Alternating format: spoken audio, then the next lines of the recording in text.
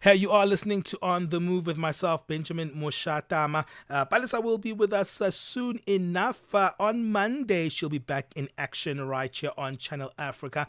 And yeah, man, it is us missing her, but we have to keep the conversations going. And in our first hour, we'll be speaking about growing old and what it means for a romantic relationship. Is it all about the fact that you are too old to even engage sexually, or maybe your sexual desires are not relevant there, but also that human connection with someone that you can have intimate companionship? Are those moments over when you post your 50s or even your 70s? No, it's not the case, because many seniors later in life find it easy actually to navigate relationships, to find that companionship and emotional kind of certainty in another person. With the years that they have, they probably have a clear understanding of who they are and also how to discern others in terms of if someone is someone they would like to be with, whether it's rediscovering romance after loss, forming a deep friendship, or simply enjoying shared interests. Elderly dating celebrates the enduring human need for connection. It's a reminder that love at any age is timeless. We speak on this with Frank Edem Adofoli, who's a relationship counselor. Hey, Frank, welcome. It's great to have you on the show. Benjamin, thanks for having me. Yeah, this one is probably going to unnerve others, especially if you have an elderly parent, because it's us children who are like, Mom, why are you thinking of dating? Why do you need a relationship interest? No, those days are over. But no, man, we're putting the elderly in a particular stereotype, aren't we?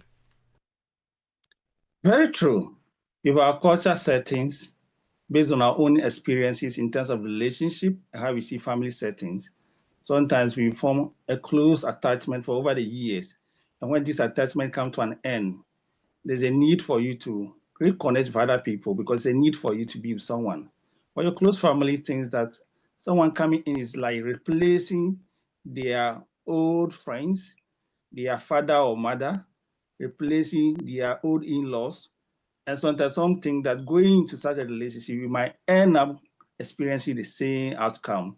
Maybe if it's a broken heart or disappointment, you might go through the same thing. So our own perceptions stop us, our own family stop us. And sometimes there's also fear of rejection, that I might not be the ideal partner for these particular persons. And lastly, if we have gone through a terrible experiences, in terms of trust, it's difficult to trust. It's difficult to be vulnerable before another person. And even integrating a new person before your family, meeting your children, your brothers and sisters is difficult because of the question they will ask and so and so forth. Are you doing the right thing? You think this will end very well? Are you not too old for this? Why don't you focus on other things inside of relationships? Hmm. So it makes it difficult for you to get into a relationship when you are at those age. Yeah. And I think it's because of the stereotypes that we've created. But how do we untangle ourselves from some of those stereotypes that you've just mentioned, of us thinking that we're not worthy of companionship in our later years? I was speaking to a client yesterday, and the client said, oh, I have health at the age of 75 years, but I'm feeling lonely. I need a relationship, but I'm afraid that society might accept that. So I asked, do you know emotional health is also part of health? Being connected with somebody that you're happy with is also not part of health. And he was very happy to hear that. Our family need to know that being healthy is not only about physical, it's not only about mental. Having a good relationship also add up to your life.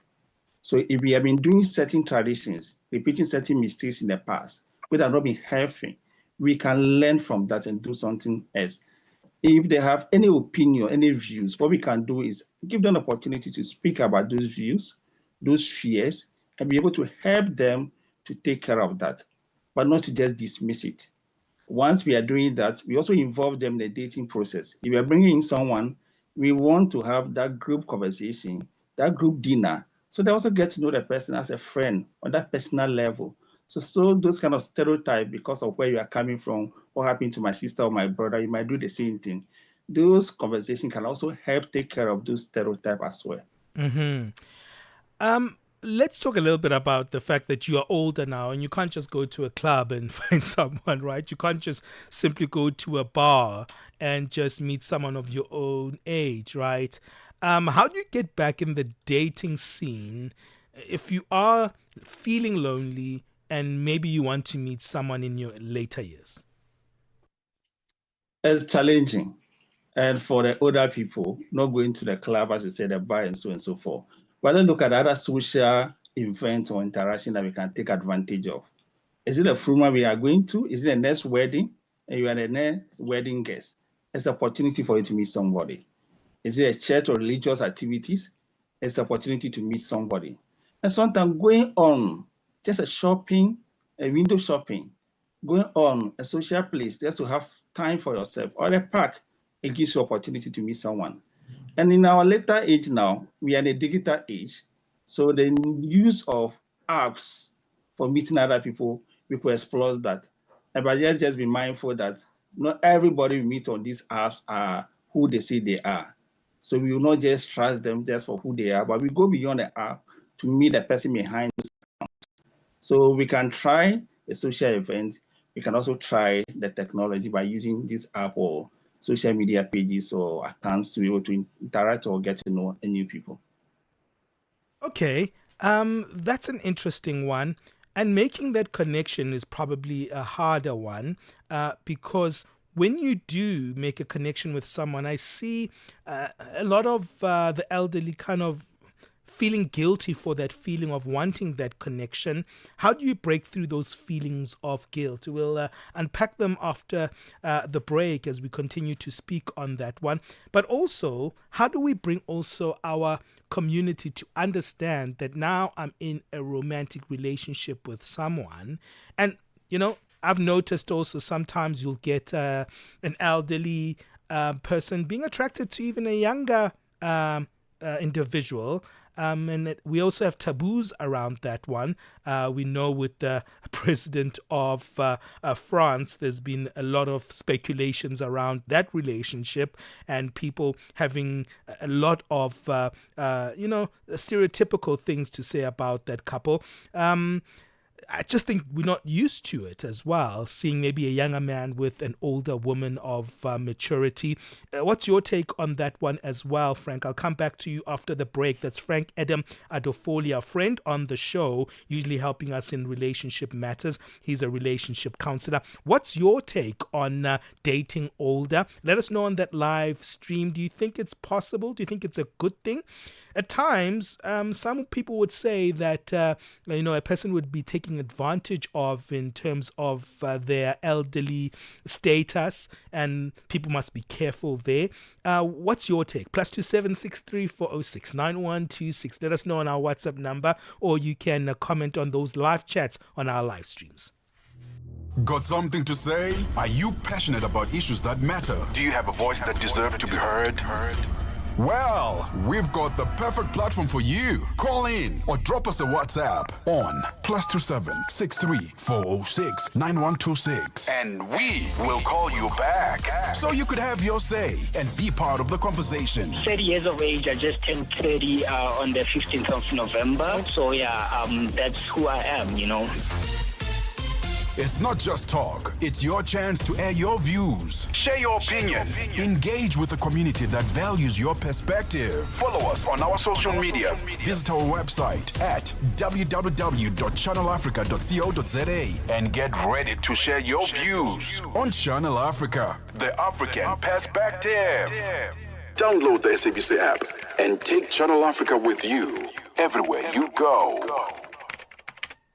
Hey, you're listening to Channel Africa, DSTV Channel 802, OpenView 628. Those are the audio bouquets where you can find us. And remember, we're also on the SABC Plus app. We have so many platforms where you can check us out. So do download the SABC app as well, and you can listen to us 24/7. We're speaking to Frank Edem Adofoli today, relationship counselor, delving on the evolving landscape of romance and joy that can be found in finding love later in life. And there's also challenges, so we'll also speak about those. And Frank, let's come into that guilt conversation where, maybe two elderlies have met at church, maybe they've met at the gym, and there's that connection, right? But at times they feel guilty, not guilty because they just have that feeling because of some of the stigmas that we've spoken about, but mainly because of what others would think of them starting a relationship at a later age. What's your take on that? It's rather challenging that when we are in a family, church, or community, we want people around us to understand us. And these same people will not take time to even understand how we feel, understand our thoughts, but able to make a certain assumption or have a perspective about what we do. That makes it so challenging. So if you are that age and you've met somebody, you would like to connect with the person, you would like to have a relationship with the person, and you're having that kind of guilt, you're not doing anything bad. You should have that at the back of your mind. I'm not doing anything bad. You might not understand my needs. We all have needs. Your needs might differ from my needs. Maybe at a place in their life, relationship or emotional connection, having a company is not a need for them, but this is a need for you. So I'm going to focus on that need and nurture that relationship, irrespective of what people sees. Another thing that is very important is if you come across anybody who seems to be disrespectful towards you because of your choices or your relationship or your needs, you should be able to get a person closer to you to let a person know that such behavior does not help you. If it's a family, introduce the person to your family. Let the family know that, look, I have a needs. I'm not doing anything bad. I'm just want to have a good company for the few years I have on earth. And what I want my loved one to do is to understand me and give me that kind of support. If there's any advice, any opinions, any views, they should feel free and speak to me about it, not to speak behind me or disrespect me and that of my partner or my friend. If that happened, that might hurt me.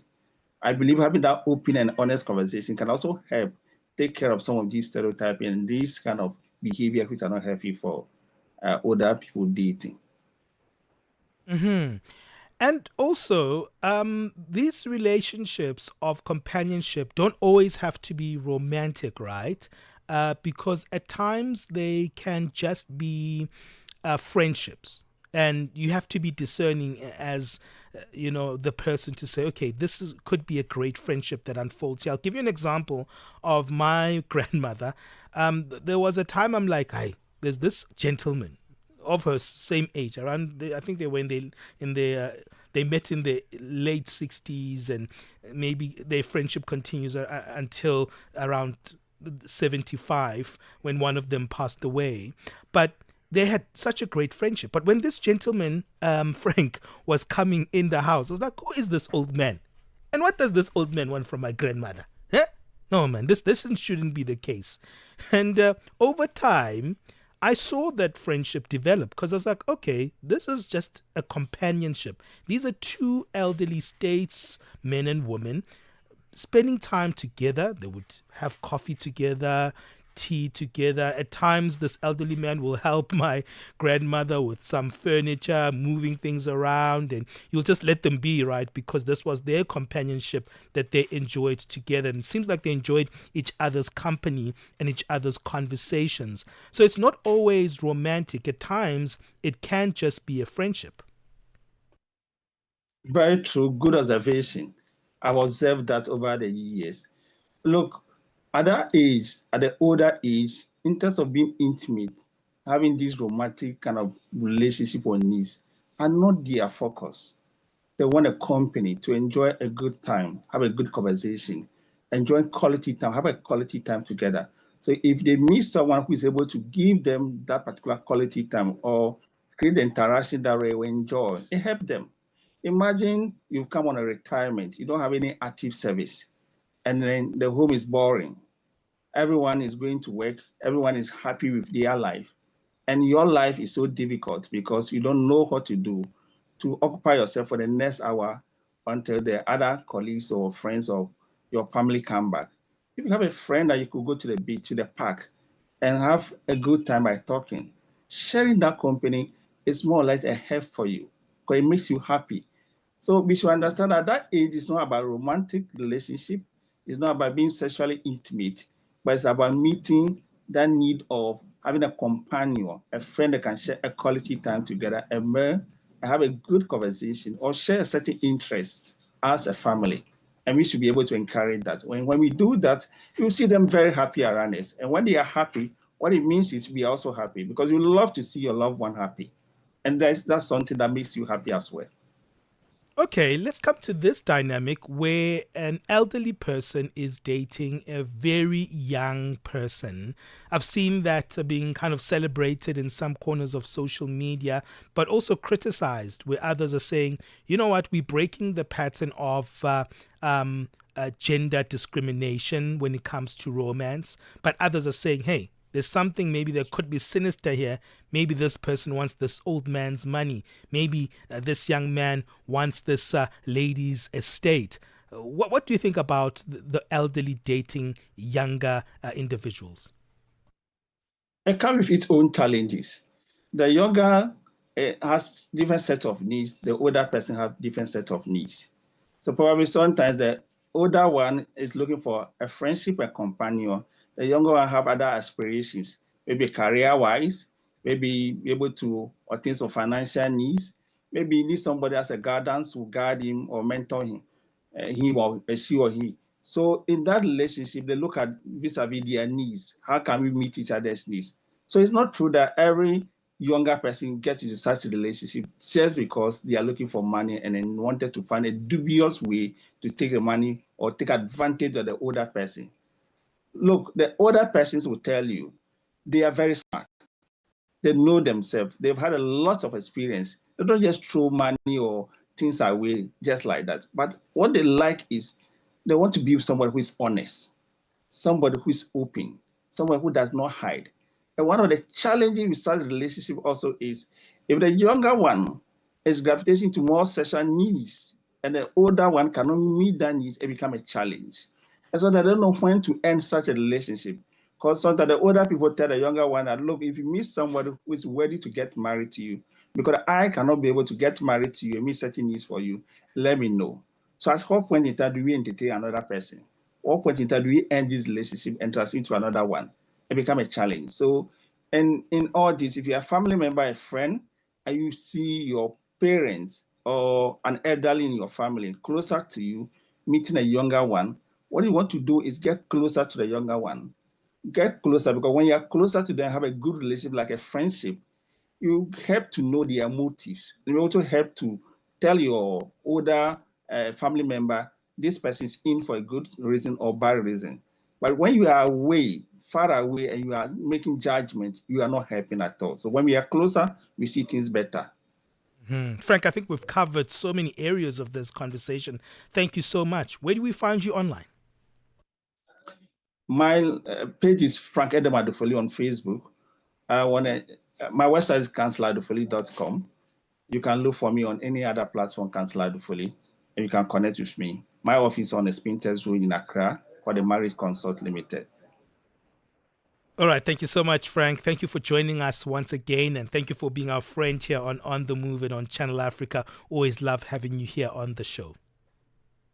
Thanks for having me, Benjamin. I enjoyed the conversation. Hey, that's Frank Edem Adofoli, a relationship counselor. Hey, do you think you can find love at an older age? And I'm not talking about you in your late 30s or maybe your 40s. I think sometimes we think that's old, but it's not really old.